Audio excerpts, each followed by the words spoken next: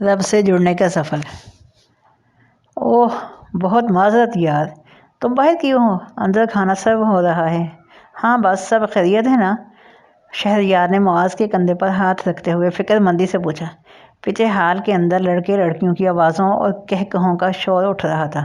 شاید دودھ پلائی کی رسم ہو رہی تھی جو شہریار کی خالہ کی بیٹی نیلم اور اس کی بہنیں کر رہی تھیں۔ ہاں ہاں الحمدللہ، کوئی پریشانی کی بات نہیں ہے، بس نماز پڑھ کر آیا تھا تو ادھر ہی بیٹھ گیا، معاذ نے نظریں چراتے ہوئے کہا۔ نماز کا سن کر شہریار کو شرمندگی ہوئی۔ پتہ نہیں کیوں ہم اپنی خوشی کے موقع پر سب سے پہلے اپنے رب کو ناراض کرتے ہیں، پھر امید کرتے ہیں کہ ہمارا رب ہماری خوشیاں سلامت رکھے۔ آج اس نے شادی کے کاموں کی وجہ سے ایک نماز بھی نہیں پڑھی تھی۔ اچھا چلیں اب چلتے ہیں اندر، شہریار نے شرمندگی چھپاتے ہوئے معاذ کا بازو کھینچتے ہوئے کہا۔ نہیں شہریار، میں اندر نہیں جا سکتا۔ کیوں معاذ؟ شہریار حیران ہوا۔ بھائی بس آپ کو تو پتہ ہے نا، میوزک اسلام میں حرام ہے، اوپر سے پھر یہ شادیوں کا کمبائن سسٹم، جوان لڑکے لڑکیاں وہ بھی اکٹھے، ان کے لباس، نظروں کانوں کی حفاظت بہت مشکل ہو جاتی ہے ایسے ماحول میں، پھر ان چیزوں کا ڈائریکٹ اثر روح پر پڑتا ہے، ایمان پر پڑتا ہے، نمازیں خشوع سے خالی ہو جاتی ہیں۔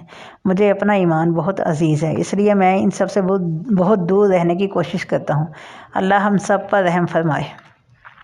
معاذ نے اداسی بھرے لہجے سے کہا، جیسے اسے افسوس تھا کہ اس نوجوان نسل کی اس غفلت بھری زندگی پر۔ بے حیائی کے اس دور میں یوسف علیہ السلام کی سی روش اختیار کرنے والے بازی جیت جاتے ہیں، خواہ ایمان کی ہو یا دلوں کی یا جنتوں کی۔ اوہ میں بہت معذرت چاہتا ہوں معاذ۔ شہریار نے شرمندگی سے نگاہیں جھکا لیں۔ ارے آپ کیوں معذرت کر رہے ہیں شہریار بھائی، کوئی بات نہیں، اچھے برے کا علم تو سب کو ہے نا، بس شیطان نے انہیں نفسانی خواہشات میں مبتلا کر رکھا ہے، انہیں غفلت سے جگانے کی ضرورت ہے۔ تمہیں پتہ ہے جب میں پاکستان کے ان جوانوں کو دیکھتا ہوں مجھے بڑا دکھ ہوتا ہے، اللہ نے ان میں بہت پوٹینشل رکھا ہے، بہت خیر رکھی ہے۔ دیکھو جو انسان کسی دوسرے کی محبت میں سب کچھ چھوڑ سکتا ہے، حتیٰ کہ جان دینے کی حد تک جا سکتا ہے، مال کی محبت میں خود کو دن رات تھکا سکتا ہے، اولاد کی محبت میں راتیں جاگ سکتا ہے، سوچو اگر اس کے دل میں اللہ کی محبت آ جائے، جنت کو پانے کا شوق لگ جائے، جہنم سے بچنے کا خوف لگ جائے، تو کیوں وہ اپنی زندگی اپنے رب کے نام نہیں کرے گا؟ وہ اس کی محبت میں خود کو تھکانے، راتوں کو جگانے، حتیٰ کہ جان دینے تک کو تیار ہو جائے گا، بس ان کو ڈائریکشن دینے کی ضرورت ہے۔ مگر معاذ، کیا دوسرے ہی لوگ انہیں پکڑ کر جھنجھوڑیں گے؟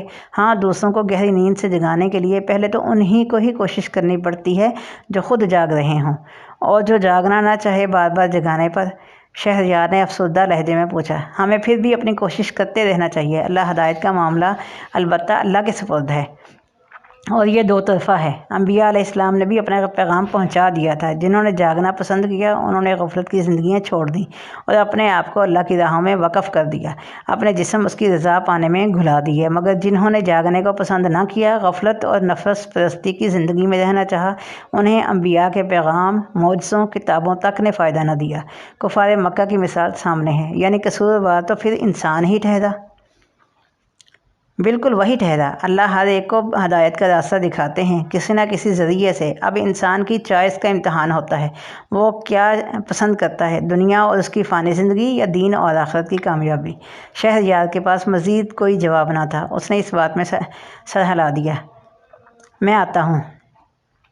معاذ نے شہریار کے پیچھے کسی کو ہاتھ بلند کر کے اشارے سے کہا۔ شہریار نے اس کے اشارے کے تعاقب میں پیچھے مڑ کر دیکھا تو پیچھے وہی برقع پہنی خاتون معاذ کی طرف متوجہ تھیں۔ یہ آپ کے ساتھ ہیں؟ شہریار نے فوراً معاذ کی طرف مڑتے ہوئے پوچھا۔ جی جناب، آپ بھول گئے، آپ نے مجھے فیملی کے ساتھ انوائٹ کیا تھا، معاذ نے مسکراتے ہوئے کہا۔ اوہ ہاں، مجھے واقعی یاد نہیں رہا، جی وہ میری والدہ اور بہن ہے۔ پھر وہ باہر کیوں ہیں؟ اندر امی اور سسٹر سے مل لیتی۔ شہریار کو سمجھ نہیں آ رہا تھا وہ کیا کہے۔ شہریار، جس وجہ سے میں باہر ہوں وہ بھی انہی وجوہات پر باہر بیٹھی ہیں، مجھے بہت شرمندگی ہو رہی ہے معاذ، تم خوش قسمت ہو کہ تمہاری فیملی دین پر عمل پیرا ہے، کاش میں بھی اپنی فیملی کو اس طرف لا سکتا تو آج یہ سب اندر نہ ہو رہا ہوتا۔ میرے باہر آنے کی وجہ بھی یہی ہے، سب فحاشی تھی، شہریار نے روحانسے لہجے میں کہا۔ شرمندگی کا ایک آنسو گر کر نیچے گھاس میں چھپ گیا۔ پیچھے حال میں چیخوں، کہکہوں اور تالیوں کا شور بڑھتا جا رہا تھا۔ معاذ نے آگے بڑھ کر شہریار کو گلے لگا لیا۔ دل اللہ کے ہاتھ میں ہے، جو ان کو بدل سکتا ہے اسی سے مدد مانگو۔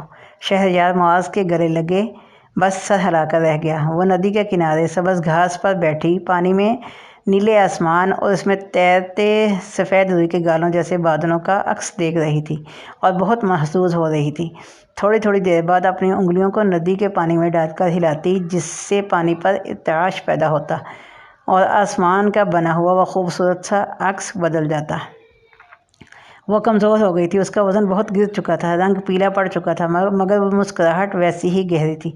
ارد گرد بنے سیاہ حلقوں میں موجود آنکھوں کی چمک اب بڑھ چکی تھی۔ اس کی آنکھیں اس کے دل کے گہرے رازوں کی عیاں لگتی تھیں، مگر ہر ایک کے پاس ایسی نگاہ نہ تھی کہ ان رازوں کی حقیقت کو پا سکے۔ سیاہ عبایا میں ملبوس، چہرے پر نقاب ڈالے، وہ اس باغ میں اکیلی بیٹھی تھی۔ پیچھے بہت دور اس کے والدین بینچ پر اداس لہجے میں اس کو پیچھے سے دیکھ کر باتیں کر رہے تھے، مگر وہ اتنے دور تھے کہ فاطمہ کو ان کی آواز اپنی دنیا نہیں آ رہی تھی۔ وہ اپنی دنیا میں مگن معصوم سی گڑیا پانی سے کھیلنے میں مگن تھی۔ میں نے سنا تھا جب محبت ہوتی ہے تو ہر خوبصورت چیز کو دیکھ کر محبوب کی یاد آتی ہے، اس یاد میں لب خود ہی مسکراتے رہتے ہیں۔ واقعی ایسا ہوتا ہے، مجھے بھی محبت ہو گئی ہے اللہ۔ اب کائنات کی ہر چیز کو دیکھ کر مجھے آپ یاد آتے ہیں، آپ کی یاد میرے ہونٹوں پر مسکراہٹ بکھیر دیتی ہے۔ چار سو پھیلے اس وسیع نیلے آسمان کو دیکھ کر، آنکھوں کو بھاتی ہوئی ہری گھاس دیکھ کر، ندی کے اس ٹھنڈے اور نیلے پانی کو دیکھ کر، اور آس پاس بکھرے یہ رنگ برنگے پھول دیکھ کر، یہ سب مجھے اللہ آپ کی یاد دلاتے ہیں۔ اللہ تعالیٰ مجھے آپ سے محبت ہو گئی ہے۔ گہری ہوئی دلکش مسکراہٹ چمکتی آنکھوں سے اس نے آسمان کی طرف دیکھ کر اپنے رب سے سرگوشی کی۔ میں کیسے اس سے شادی کر سکتی ہوں امی؟ آپ نے دیکھا نہیں تھا اس کی بہن کی شادی کیسے ہوئی تھی؟ وہ دیندار ہوتا تو اپنے گھر میں یہ سب بے حیائی ہونے دیتا؟ اینی تم نے کسی کے دل میں جھانک کر دیکھا ہے؟ اگر تمہارا بھائی اس رشتے کے حق میں ہے تو تمہیں بھروسہ ہونا چاہیے اپنے بھائی کی پسند پر۔ نائلہ کی شادی کے 3 ماہ بعد شہریار کی والدہ نے شہریار کے مجبور کرنے پر معاذ کے گھر آ کر قرۃ العین کا رشتہ مانگا تھا۔ ان دونوں ماں بیٹی نے شہریار کو نائلہ کی شادی پر دور سے دیکھا تھا، مگر مکمل طور پر جانتی نہ تھی۔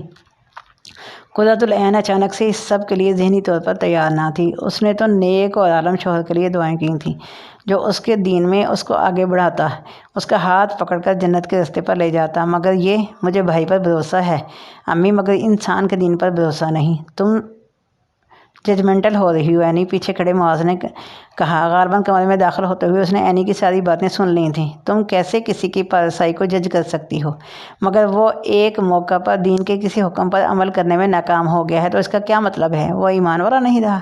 میرا مطلب یہ نہیں تھا بھیا، جو بھی مطلب تھا، مجھے آدھا سال گزر گیا ہے اس کے ساتھ وقت گزارتے۔ وہ میرے ساتھ مل کر قرآن سیکھتا ہے، وہ فرائض کا پابند ہے، وہ اپنی ذات پر مکمل طور پر دین نافذ کرنے کی کوشش میں لگا ہوا ہے۔ اس نے بری صحبت، فلمیں، گانے، سگریٹ، حرام کمائی پر ہر چیز چھوڑ دی ہے۔ اسے پردہ دار اور دیندار بیوی چاہیے۔ کیا یہ اس کی دین سے محبت نہیں؟ قرۃ العین نے شرمندگی سے سر جھکا لیا۔ اسے اپنے کہنے پر افسوس ہوا۔ کسی کو مکمل جانے بغیر اس کی ذات کا ایک پہلو دیکھ کر، اس کی ایک خامی کو دیکھ کر وہ کیوں ایسے رائے کام کر گئی؟ رائے کے بعد ایسے الفاظ زبان پر، سوری بھیا، اٹس اوکے، اپنے کہے پر استغفار کرو، اور ہاں استخارہ کر لینا۔ امی آپ بھی استخارہ کر لیجئے گا، میں بھی کر چکا ہوں اور الحمدللہ میں مطمئن ہوں۔ وہ بہت سنجیدگی سے یہ بات کہہ کر وہ تیزی سے کمرے سے نکل گیا۔ قرۃ العین اور اس کی امی ایک دوسرے کو شرمندگی سے دیکھنے لگیں۔ السلام علیکم ورحمۃ اللہ، اس نے مسکرا کر جھکتے ہوئے اپنے والدین کی طرف دیکھتے ہوئے کہا۔ وعلیکم السلام، کب آیا میرا بیٹا؟ مجھے تو پتہ ہی نہیں چلا، ریان صاحب نے فاطمہ کو دیکھتے ہی مسکراتے ہوئے کہا اور اپنے پاس بٹھا لیا۔ مسز ریان بھی پاس بیٹھی اسے اداس مسکراہٹ سے دیکھ رہی تھی۔ جی بابا، بس ابھی آئی، آپ لوگوں کو شاید ڈسٹرب کر دیا؟ آپ بھی کہتے ہوں گے کہ ہمیں اتنی خوبصورت جگہ پر بھی سکون سے ایک دوسرے کے ساتھ وقت گزارنے نہیں دیتی یہ لڑکی۔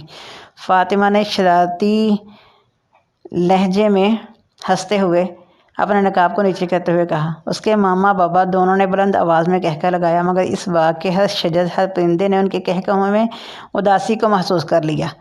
کچھ تھا ان کے کہکوں میں جو ان کے ٹوٹے دلوں کی غمازی کر رہا تھا۔ ہنستے ہنستے ان کی آنکھوں میں نمی آ گئی۔ ہم دونوں کا سکون تو تم ہو بیٹا، ہماری آنکھوں کی ٹھنڈک۔ مسز ریان نے فاطمہ کے سر کو چومتے ہوئے سینے سے لگا لیا۔ میرے اللہ آپ کو صحت اور ایمان والی لمبی زندگی دیں، آپ دونوں کو جنت میں بھی ایک دوسرے کا ساتھی بنائے۔ فاطمہ نے اپنے بابا کے گلے لگے ہوئے مسز ریان کا ہاتھ پکڑتے ہوئے کہا۔ آپ کو بھی۔ مسز ریان بس اتنا ہی کہہ پائی اس سے نظریں پھیر کر آسمان کی طرف دیکھنے لگیں۔ شاید وہ آنکھوں میں تیرتا درد اپنی بیٹی سے چھپانا چاہتی تھیں، یا شاید وہ اس کی دی ہوئی زندگی کی دعا واپس اسی کو دے کر آسمان کے والے کی طرف قبولیت کی منتظر تھیں۔ بابا، ہاسپٹل جانے کا ٹائم ہو گیا ہے، چلیں۔ فاطمہ نے بس بھرپور مسکراہٹ کے ساتھ اپنے والدین سے الگ ہوتے ہوئے کہا۔ جی میری جان۔ آنکھوں میں نمی لیے وہ اس کا ہاتھ تھام کر کھڑے ہو گئے۔ وہ جائے نماز پر ایسے بیٹھی تھی جیسے کوئی زنجیروں میں جکڑا ہوا غلام دوزانو ہو کر بالکل بے بس ہوتا ہے۔ یہ تہجد کا وقت تھا۔ قرۃ العین نے اس ساری رات اس پہر کے انتظار میں کروٹیں بدل کر گزار دی تھیں کہ جب اس کے رب نے آسمان دنیا پر آنا تھا۔ یا اللہ، اے میرے خالق، اے میرے مالک، میں تیری کمزور بندی تیرے در کی محتاج ہوں، جس کے پاس تیرے سوا کوئی سہارا نہیں، جیسے تیرے سوا کوئی سمجھتا نہیں، جسے تیرے سوا کوئی تھام نہیں سکتا۔ یا میرے خالق، میں تیری ادنا سی مخلوق، تیرے اتنے بڑے کائنات کے نظام پر میری اوقات ہی کیا؟ سولر سسٹم کے ایک چھوٹے سے سیارے میں، چھوٹے سے بر اعظم کے ایک چھوٹے ملک کی شہر کی ایک چھوٹی سی گلی میں بنے چھوٹے سے گھر کے کمرے میں بیٹھی تجھے پکارنے والی تیری ادنا اور اپنی حقیر سی بندی۔ اے وہ رب جو ودود ہے، اے وہ رب جو علیم ہے، اے رب جو لطیف ہے، آپ سے میرا درد چھپا ہوا نہیں، میں کس کے پاس جاؤں؟ اللہ، آپ کی ذات کے سوا اور کون ہے جو میری دعا سن سکے؟ آپ کے سوا کون میری مشکل حل کر سکتا ہے؟ میں نے آپ کے سوا کسی کو نہیں پایا اللہ۔ اور میرے پروردگار، اس کی سسکتی ہوئی آواز کمرے کی ہر چیز پر عاجزی سے جھکی جا رہی تھی۔ مجھے تھام لیں، مجھے بتا دیں، مجھے جواب دیں، مجھے سمجھا دیں۔ آپ نے مجھے کبھی خیر سے محروم نہیں کیا اللہ۔ مجھے یقین ہے کہ اگر آپ نے میرے حق میں کوئی فیصلہ کیا ہے تو وہ میرے حق میں بہترین ہوگا اللہ۔ پھر اللہ جی، اور میرے مالک، کیوں اس غلام کا دل تھم نہیں رہا؟ آپ اسے تھام لیں اللہ پلیز۔ روتے ہوئے اس کا جسم کانپ رہا تھا۔ وہ دونوں ہاتھوں میں چہرہ چھپائے سسک رہی تھی، بلک رہی تھی۔ اس نے تہجد کے نوافل کے بعد استخارہ کے 2 نفل پڑھے تھے۔ اسے شہر یار کے رشتے کے حوالے سے اللہ سے خیر طلب کرنی تھی۔ اس کا دل بے چین تھا، وہ سمجھ نہیں پا رہی تھی۔ وہ عام لڑکیوں کی طرح نہیں تھی جو شادی کو صرف ایک انجوائمنٹ، رومانس اور فینٹیسی کی چیز سمجھتی ہوں۔ اس کے لیے شادی ایک بہت بڑی ذمہ داری کے ساتھ ساتھ زندگی کا ایک بہت بڑا فیز تھا جس پر اس کے ایمان کی تکمیل، اس کی آخرت کا انحصار تھا۔ بلا شبہ صحبت اثر رکھتی ہے، اور زوج کی صحبت تو بہت زیادہ۔ اس کی نسل کے لیے دین کا انحصار اس کے زوج پر تھا۔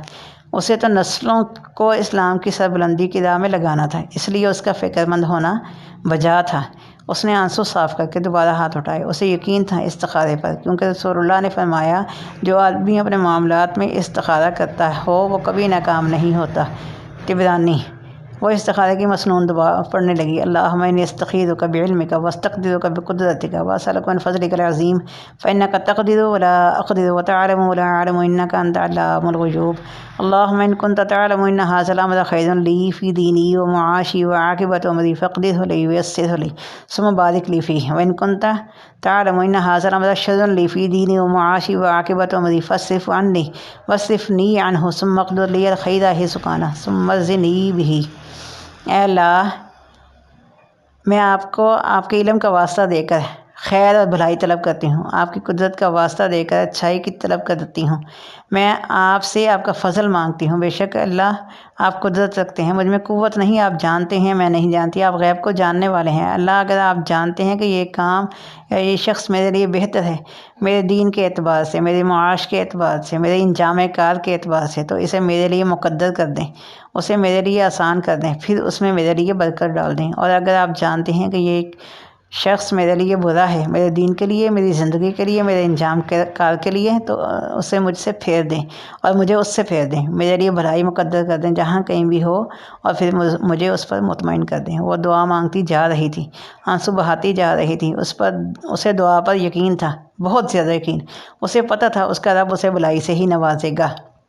اللہ مجھ پر رحم فرمائے، میرے لیے میری بھلائی کے راستے کھول دیں۔ میں نے اپنے سوچ کی شکل میں ہمیشہ آپ سے آپ کا محبوب بندہ مانگا ہے، وہ بندہ جو مجھ سے زیادہ آپ سے محبت کرنے والا ہو، وہ جو آپ کو محبوب ہو، وہ جو میرا ہاتھ پکڑ کر مجھے جنت کے راستے پر چلائے، وہ جو میرے ایمان، میری روح کا ساتھی ہو، جس کی صحبت مجھے آپ کی محبت میں شدید کر دے، جو میری آنکھوں کی ٹھنڈک ہو۔ یا اللہ، آپ جانتے ہیں میں نے ہمیشہ آپ سے یہی مانگا ہے، میں اس شخص کو نہیں جانتے، آپ جانتے ہیں، پلیز مجھ پر رحم فرمائیں، میں محتاج ہوں اس خیر کی جو آپ میری طرف نازل فرمائیں گے۔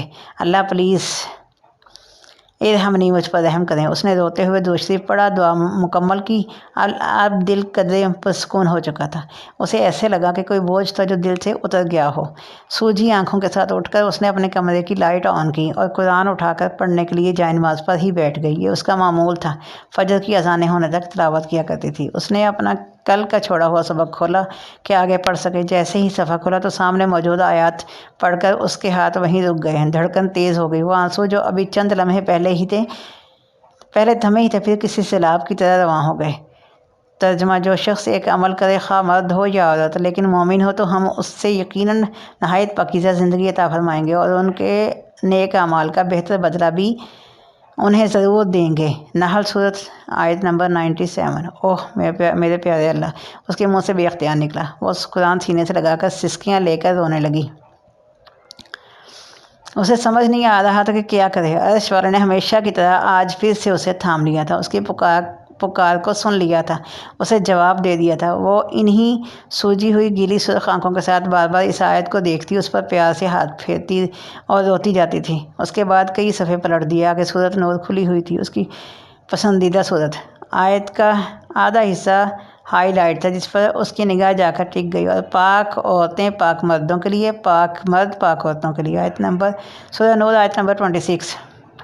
اللہ، میں نے آپ کے لیے خود کو پاکیزہ رکھنے کی کوشش کی، اپنی عزت کی حفاظت کی۔ یونیورسٹی کے ماحول میں آپ جانتے ہیں کتنا مشکل تھا اپنی نگاہوں کی حفاظت کرنا۔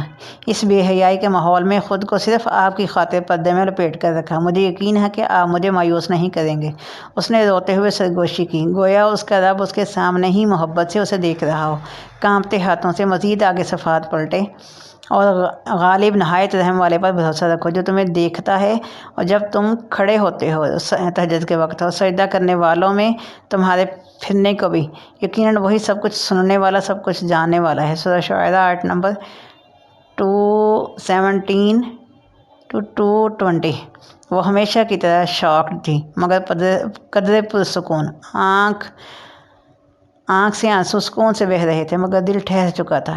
وہ جواب پا چکی تھی۔ اس کے لیے اس کے رب نے پاکیزہ زندگی اور پاکیزہ انسان کا انتخاب کیا تھا۔